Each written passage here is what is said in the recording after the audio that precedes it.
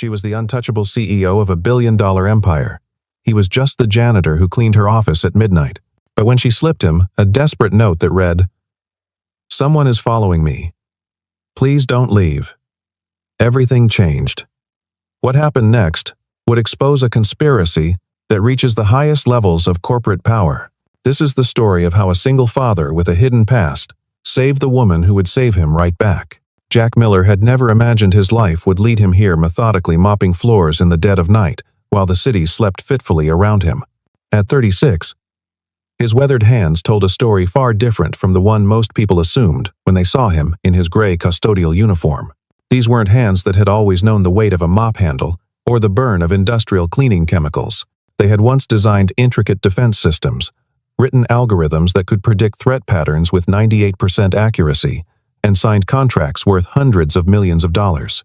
But that was before Sarah's diagnosis, before the aggressive cancer that laughed at their savings account, before the endless medical bills that devoured everything they'd built together. That was before the funeral, where 8-year-old Emily had stood in her black dress, clutching a teddy bear and asking why Mommy wouldn't wake up, why God needed her more than they did.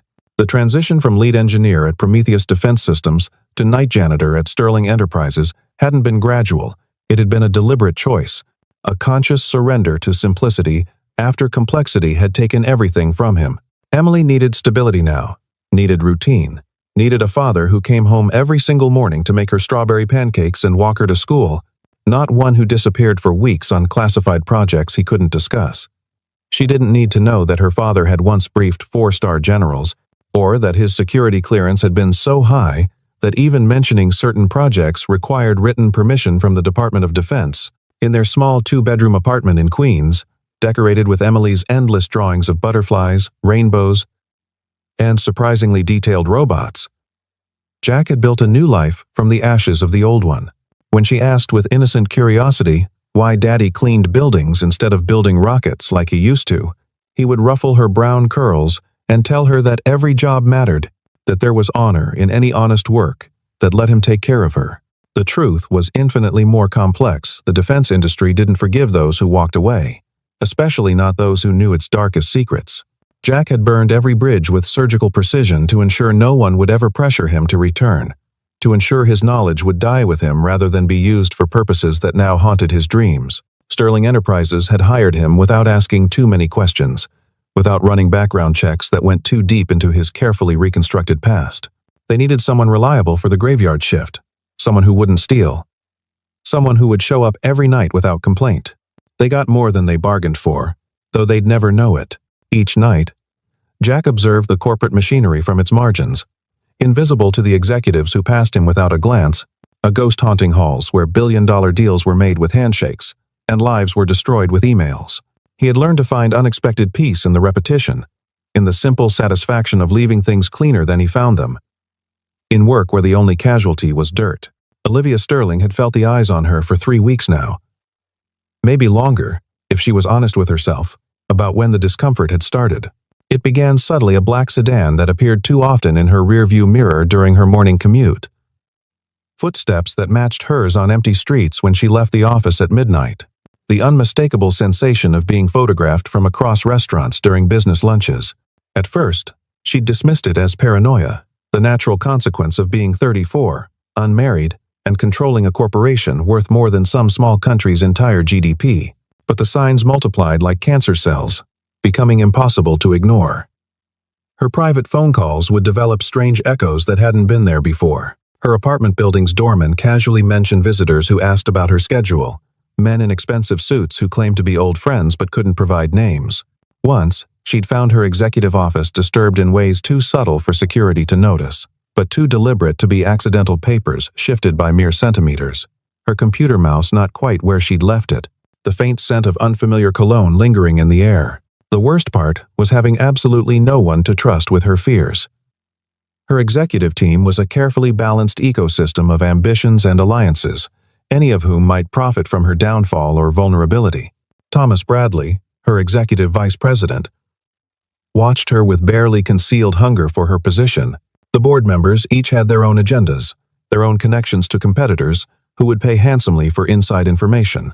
Her father, Richard Sterling, had built this empire on a foundation of suspicion and verification, teaching her from childhood that trust was a luxury leaders couldn't afford, that even family would betray you for the right price.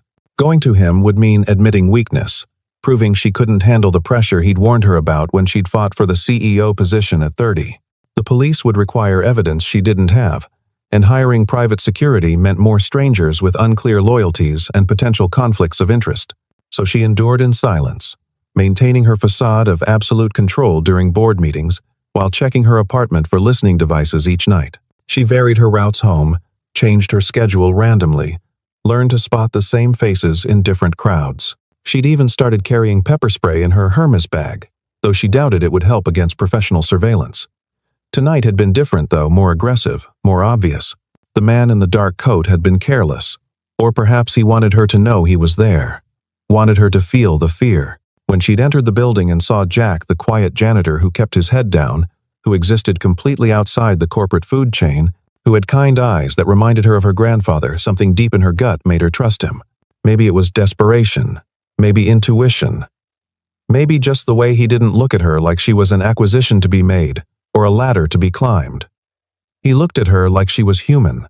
The rooftop of Sterling Enterprises offered a completely different perspective on the city, one where the lights below looked like scattered diamonds on black velvet, and the wind carried away all pretense of corporate hierarchy. Jack had followed Olivia up the service elevator, his master custodial keys opening doors that most executives needed special clearance badges to access. She stood at the edge of the roof, not dangerously close, but close enough to make him instinctively nervous, her $5,000 designer suit incongruous against the industrial ventilation units and satellite dishes that cluttered the space. The city stretched endlessly below them, alive with possibility and danger in equal measure. "You must think I'm completely insane," she said without turning around, her voice nearly lost in the wind. Jack chose his words with the careful precision of someone who understood that whatever happened next would shatter the careful balance he'd built over 2 years.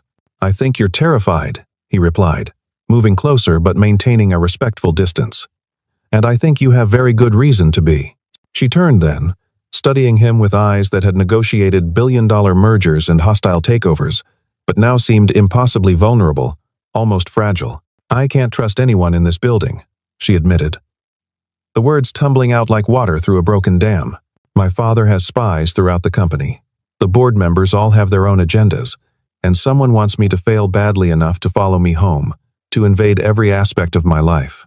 Jack listened without interrupting as she told him everything. The surveillance, the strange encounters, the growing certainty that someone was planning something terrible. She told him about the suffocating isolation of power, the crushing weight of expectations, the profound loneliness of being surrounded by people who only saw dollar signs and opportunity when they looked at her. She'd never had real friends, only strategic alliances. Never had real relationships, only mergers that happened to involve dinner and calculated intimacy. When she finally finished, the city noise filled the silence between them like a living thing. "I'll help you," Jack said finally, his voice carrying a quiet authority she hadn't expected. "But I have non-negotiable conditions. My daughter Emily doesn't get involved in any way. No one can know about this arrangement. And when you're safe, when this is over, we go back to being strangers. You're the CEO, and I'm the janitor. Nothing more." Olivia nodded quickly, relief flooding her features like sunrise after the longest night. "What made you decide to trust me?" she asked, genuine curiosity mixing with desperation in her voice. Jack looked out at the city lights, contemplating how much truth to share. "Because you're the first executive who's ever really seen me," he said finally. "Most people in suits look through janitors, like we're furniture, like we're part of the building itself. But you handed me that note like you knew I was a person who could help, like you saw something in me worth trusting." They stayed on the roof for another hour, planning in detail. Jack would shadow her after his shifts, use his universal access to monitor areas others couldn't reach, be the eyes in places where CEOs couldn't go without drawing attention. Neither acknowledged what else was happening, the unexpected connection forming between two damaged souls who had found each other in the most unlikely circumstances, the spark of something that had nothing to do with protection or surveillance. The parking garage at Sterling Enterprises was a concrete cavern, all harsh angles and flickering fluorescence that created dancing pools of shadow between the security camera's carefully mapped blind spots. Olivia's heels echoed like gunshots as she walked to her white Tesla, the sound bouncing off walls that suddenly seemed to press in from all sides. She sensed him before she saw him, the man from before, now moving with obvious purpose instead of subtle pretense. He emerged from behind a concrete pillar, like a nightmare made flesh, blocking her path to the car.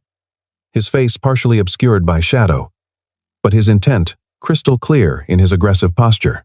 "Miss Sterling," he said, his voice professionally neutral in a way that made it infinitely more menacing than any threat. "Your father wants to talk to you. He's concerned about your recent decisions." Olivia's manicured hand moved instinctively to her phone, but he stepped closer. Close enough that she could smell stale cigarette smoke. And something medicinal, almost chemical. "That won't be necessary," he said with practiced calm. "You're coming with me. We can do this voluntarily, or we can explore other options." Your father would prefer voluntary. The threat hung in the recycled air like exhaust fumes. Then Jack appeared, moving with a fluidity that belonged in special operations training videos, not in a janitor's repertoire. His approach was completely silent, until he wanted to be heard. Each movement calculated for maximum efficiency. "The lady's not interested in your offer," he said, positioning himself strategically between Olivia and the threat. The man laughed, a sound devoid of humor, pulling back his expensive coat to reveal a holstered Glock. "This isn't your business, janitor. Walk away while you can still walk. This is between family." What happened next took less than 3 seconds, but would replay in Olivia's mind for weeks like a slow-motion film. Jack's movement was economical, precise, a deflection that sent the man's hand away from his weapon, a strike to specific pressure points that dropped him to one knee gasping, a hold that had him desperately fighting for air without leaving any visible marks that would complicate legal proceedings. "You're going to leave now," Jack said quietly, his voice carrying an authority that had nothing to do with volume, and everything to do with absolute certainty. "You're going to tell whoever sent you that Miss Sterling is under protection. And if I see you again, if you come within 500 feet of her, we'll have a very different conversation, one that doesn't end with you walking away." He released the man, who scrambled away, his dignity abandoned in his desperate retreat. Jack turned to Olivia, his expression shifting from dangerous to concerned in an instant. "Are you hurt? Did he touch you before I arrived?" She shook her head, unable to speak, her mind struggling to reconcile the mild-mannered janitor she'd observed for months with this dangerous, capable protector. "Who are you really?" she whispered, her voice barely audible. Jack's shoulders sagged slightly, the adrenaline fading, leaving him looking older, more tired. "Someone who made a promise to keep you safe," he said simply. "Come on, I'll walk you to your car. Tomorrow, we need to have a serious conversation about your father and why he's having you followed." The coffee shop was deliberately ordinary, aggressively normal, the kind of place where executives never ventured, and surveillance would be immediately obvious among the college students and struggling artists who formed its regular clientele. Jack had arrived first, choosing a corner booth with clear sightlines to both entrances and the service exit, his back to the wall in a habit he'd never quite shaken. Olivia came in wearing carefully selected jeans and a Columbia University sweater, looking younger and somehow more real than she ever did in her corporate armor. She slid into the opposite seat, their knees almost touching under the small, scarred wooden table. "You are military," she said without preamble. It wasn't a question, but a statement of recognized truth. Jack stirred his black coffee slowly, considering how much truth she deserved, versus how much would keep them both safe. The spoon clinked against ceramic as he gathered his thoughts. "Not exactly," he said finally, meeting her eyes. "I was a systems engineer for defense contractors. The kind of projects that don't officially exist, that require forgetting you ever worked on them." He told her about his past. In carefully measured doses, the PhD from MIT completed at 25. The aggressive recruitment by companies whose names never appeared in newspapers. The work that had implications he only understood too late, after the systems were deployed. "I designed things that were supposed to protect people," he said, his voice heavy with a regret that had aged him beyond his years. But technology doesn't care about intention. In the wrong hands, protection becomes oppression. Defense becomes offense. A system designed to identify threats can just as easily identify dissidents. A network built to protect communications can become the ultimate surveillance tool. Olivia listened without interrupting, recognizing the weight of secrets in his words, the burden of knowledge that couldn't be unlearned. "What made you leave?" she asked softly. Jack pulled out his phone, showing her a picture of Emily at her last birthday party. Gap-toothed grin, and chocolate cake covering most of her face. "My wife Sarah got sick 2 years ago. Aggressive pancreatic cancer, the kind that doesn't care how much money you throw at it or how many specialists you consult. I spent everything we had on treatments, sold everything that wasn't nailed down, liquidated our retirement, borrowed against life insurance. When she died, when I held Emily, as she cried for her mother, I realized she didn't need a father who built weapons, even defensive ones. She needed someone who would be there every single morning, who wouldn't disappear on classified projects, who could help with homework without worrying about security clearances, or whether discussing his day would violate federal law." He paused, meeting Olivia's eyes with uncomfortable honesty. "So, I disappeared. Changed our names legally but quietly. Took a job where no one would look for a former defense contractor with top-secret clearance. Started over in a place where I could be nobody, where Emily could have a normal life." Olivia reached across the table, her fingers brushing his hand with unexpected tenderness. "You gave up everything," she said softly, understanding the magnitude of his sacrifice.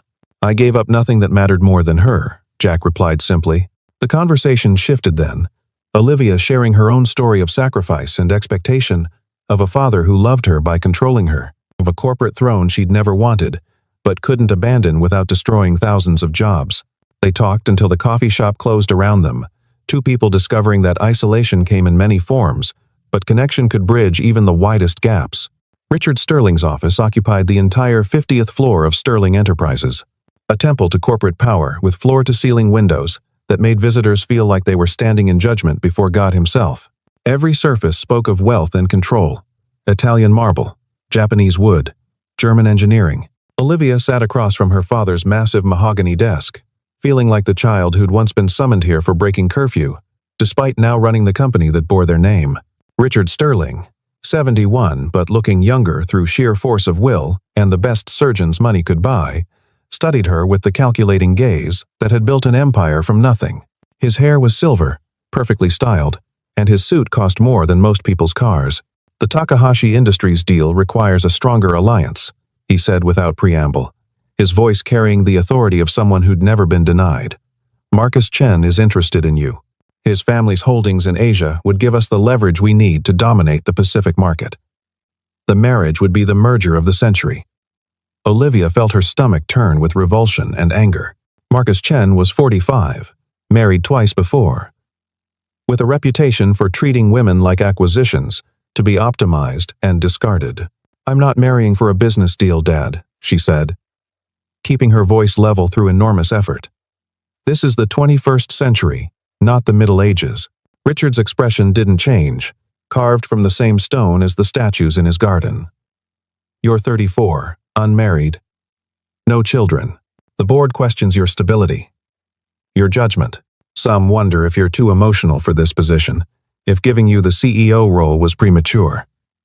He slid a leather folder across the desk with deliberate slowness. "These are reports from security. You've been seen with a janitor, multiple times, after hours. Do you understand what that looks like to our investors, to our partners?" The violation of privacy shouldn't have surprised her, but it still stung like a physical blow.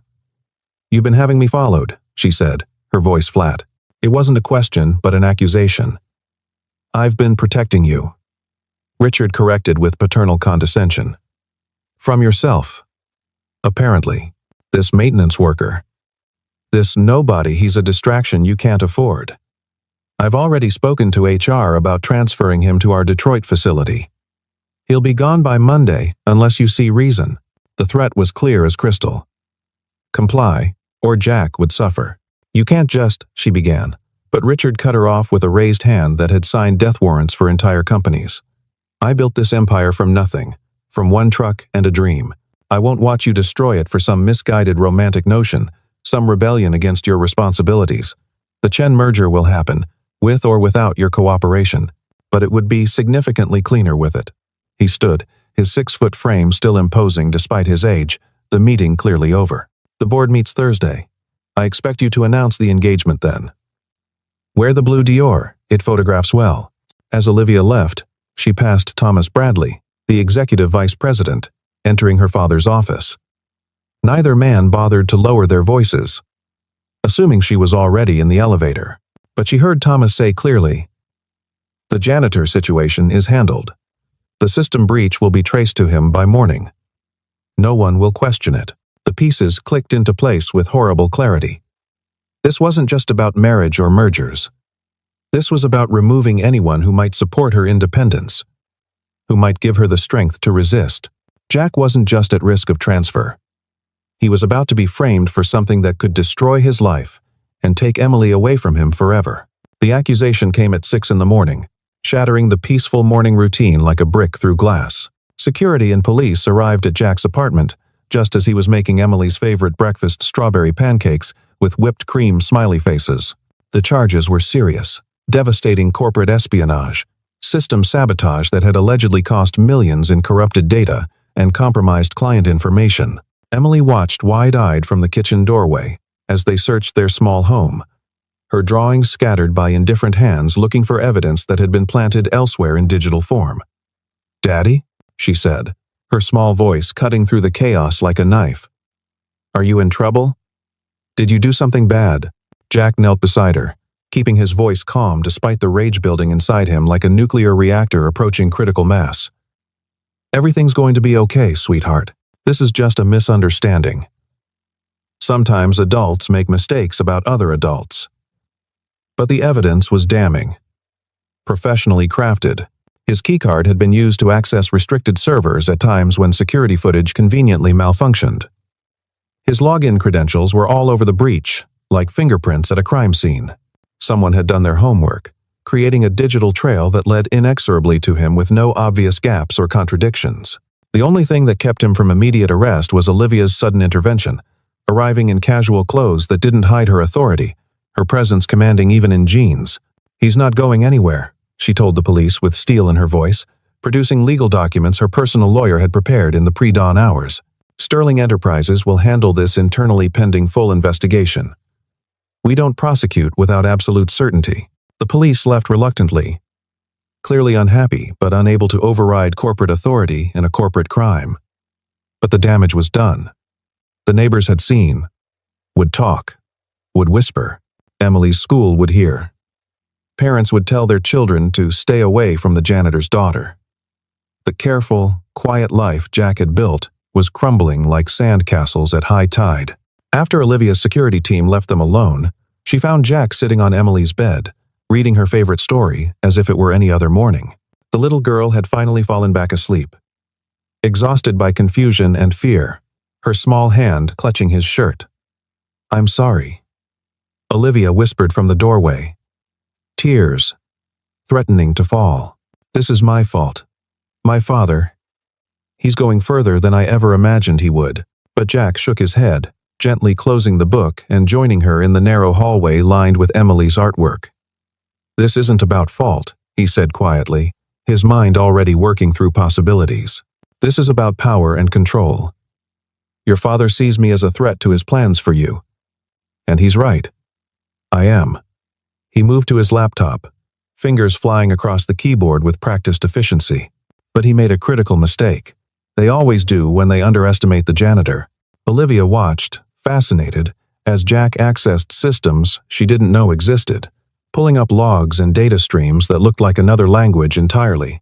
"I may have left defense work," he said, eyes never leaving the screen, "but I never forgot how to defend myself. Every keystroke, every access, every deleted file, it all leaves traces if you know where to look. If you understand the architecture." Within an hour, he had found it the real breach, initiated from Thomas Bradley's computer, but brilliantly disguised to frame him. The timestamp discrepancies were subtle but undeniable when you knew what to look for. "We need more than this," Jack said, his jaw tight with determination. We need to prove the conspiracy, not just the technical details. Juries and boards don't understand code, but they understand betrayal. The next 3 days were a careful dance of deception and discovery. Olivia played the dutiful daughter to perfection, appearing to accept her father's arrangements, while secretly documenting every conversation with hidden recording devices Jack had provided. She attended meetings about the Chen merger, smiled at the right moments, even met with Marcus Chen for a lunch that made her skin crawl. Meanwhile, Jack continued his janitor shifts, but now his real work happened in the shadows between mopping and vacuuming. He installed monitoring software that would capture the conspirators' communications, recovered deleted files that showed the real timeline of the breach, built a case that would stand up in any court or boardroom. His skills, dormant for 2 years, came back with frightening efficiency. Emily stayed with Mrs. Chen, the elderly neighbor who'd become like a grandmother to her, told only that Daddy had important work to do for nice Miss Olivia. The breakthrough came when Jack accessed the backup servers, the ones Thomas Bradley didn't know existed because they were part of an old system Jack himself had helped design years ago when Sterling Enterprises had briefly contracted with Prometheus Defense Systems. There it was, the original code, the real breach, time-stamped hours before Jack's credentials were supposedly used. But more importantly, there were emails, hundreds of them, Thomas to Richard, discussing the janitor problem and the need for a permanent solution. Richard's response, approving the frame job, but warning to keep Olivia ignorant until after the marriage was announced. The conspiracy laid bare in corporate speak that assumed their communications were private and protected. There were financial records too, showing Thomas had been promised a massive bonus and promotion once Olivia was neutralized through marriage, and Richard could resume shadow control. Jack shared everything with Olivia in another late-night rooftop meeting, the city lights bearing witness to their partnership. "This destroys them both," he said, showing her the evidence on a tablet. "Your father, Thomas, anyone else involved, they're looking at federal charges for corporate fraud, conspiracy, false accusations, potential RICO violations." Olivia stared at the screen, seeing her father's words. His betrayal not just of Jack, but of her, laid out in black and white clarity. "He's still my father," she said quietly, a tear finally escaping. Jack nodded with understanding. "And Emily's still my daughter. I understand complicated love, how it survives even betrayal." They stood together in silence, the city spreading below them like a circuit board, until Olivia spoke again. "The board meeting is tomorrow. If we're going to do this, it has to be then. Public, undeniable, with all the board members present. No chance for cover-ups or spin." She turned to him, and in the moonlight, he could see the tears she wouldn't let fall, the strength it took to stand against her own blood. "After tomorrow, everything changes. There's no going back." Jack reached out, taking her hand with infinite gentleness. "Everything already has changed," he said. "The moment you trusted me with that note, both our lives shifted course." They didn't talk about what existed between them beyond partnership, the connection that had grown from crisis but had become something deeper, something neither had expected or sought. Tomorrow would bring enough revelations. Tonight, they just stood together, two people preparing to risk everything for truth and each other. The boardroom at Sterling Enterprises was a monument to corporate power and intimidation. Brazilian rosewood, Italian leather chairs that cost more than most people's cars, a table that could seat 30, but today held only 12 of the most powerful people in the business world. The board members filed in with the gravity of Supreme Court justices, each carrying the weight of billions in decisions. Richard Sterling sat at the head in his traditional position, supremely confident in his control, while Olivia took her place to his right, the dutiful daughter, apparently ready to announce her engagement to Marcus Chen and secure the company's future. Thomas Bradley smirked from across the table, already calculating his increased power once Olivia was neutralized through marriage, his fingers drumming against the leather portfolio that contained his falsified evidence against Jack. "Before we begin the regular agenda," Richard said, his voice carrying the authority of decades of unquestioned power, "Olivia has an announcement regarding our expansion into Asian markets and the strategic alliance with the Chen family." Olivia stood slowly, smoothing her blue Dior dress, looking every inch the corporate princess her father had groomed since birth. "I do have an announcement," she said, her voice clear and strong. "But it's not about marriage or the Chen merger." The door opened with perfect timing, and Jack walked in. Not in his janitor's uniform, but in a charcoal suit that had been in storage for 3 years. Looking like the engineer and executive he'd once been. Several board members shifted uncomfortably, recognizing something in his bearing that didn't match their assumptions. Richard's face darkened dangerously. "Security," he began, his voice like thunder, but Olivia cut him off with raised hand. "Mr. Miller is here at my personal invitation," she said, her voice carrying a strength that made several board members sit up straighter. Sensing a shift in power dynamics, "He has information the board needs to hear regarding the recent system breach that cost us millions and nearly destroyed our reputation with key clients." Jack connected his laptop to the presentation system with smooth efficiency, his movements confident and professional. "Board members," he began, his voice carrying the quiet authority of someone who had once briefed Pentagon officials. "You've been told that I, a janitor with supposedly no technical knowledge, somehow breached your most secure systems. I'm here to show you the truth, and the truth is far more disturbing than a simple security breach." The evidence unfolded like a prosecutor's closing argument. Timestamps, emails, video footage from security cameras showing Thomas at his computer during the real breach, the coded messages between Richard and Thomas planning the frame. With each slide, the room grew increasingly tense. Board members exchanging alarmed glances. "This is absolutely ridiculous," Thomas said, standing abruptly, his face flushed. "You're going to believe a janitor over your executive team? This is obviously fabricated." But Jack clicked to the next slide, an audio recording of Thomas on a phone call, clearly discussing the plan to destroy evidence and frame Jack. The voice was unmistakable, the words damning. "The janitor's access codes are perfect. No one will question it. Just make sure the evidence is solid enough for arrest, but not so perfect it looks planted." The room erupted in controlled chaos. Board members demanded explanations. Richard stood, his composure finally cracking like ice in spring. "You don't understand," he said, looking at Olivia with something between rage and desperation. "Everything I did was to protect the company, to protect you from your own weakness, your emotional decisions. But Olivia was done being protected, done being controlled. No, Dad. Everything you did was to maintain your power even after you supposedly retired. You were so afraid of losing control that you were willing to destroy an innocent man's life, separate a father from his daughter." She looked around the table, meeting each board member's eyes. "Jack Miller isn't just a janitor. He's a former defense contractor with a PhD from MIT, security clearance that most of us couldn't dream of achieving, and more integrity than anyone in this room. He took a custodial job to be there for his daughter after his wife died, and you tried to use that devotion against him." The board voted within the hour, the decision unanimous.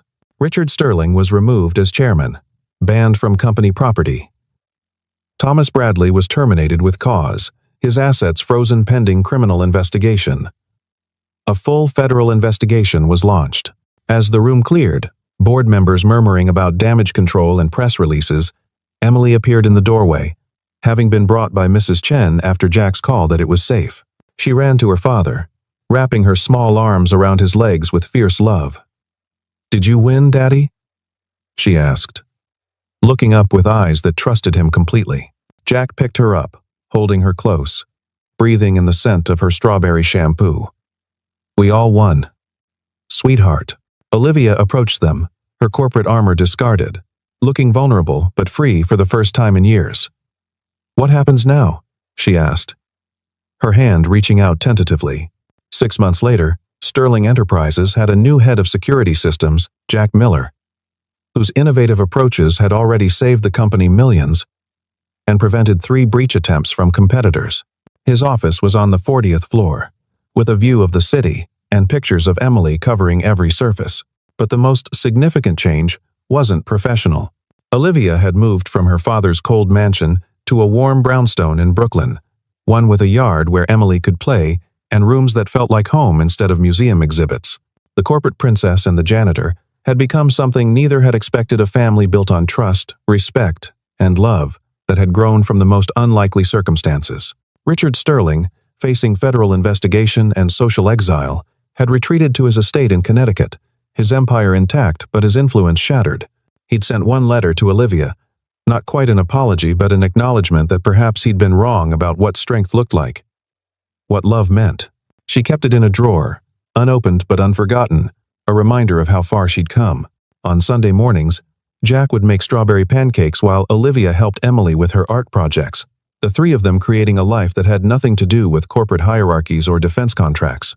They'd learned that sometimes the most profound connections came from the most unlikely circumstances, that trust could bloom in the shadows of suspicion, and that love didn't care about job titles or bank accounts. "Tell me again about how you and Daddy met," Emily would ask at bedtime, curled between them on the couch, safe and loved.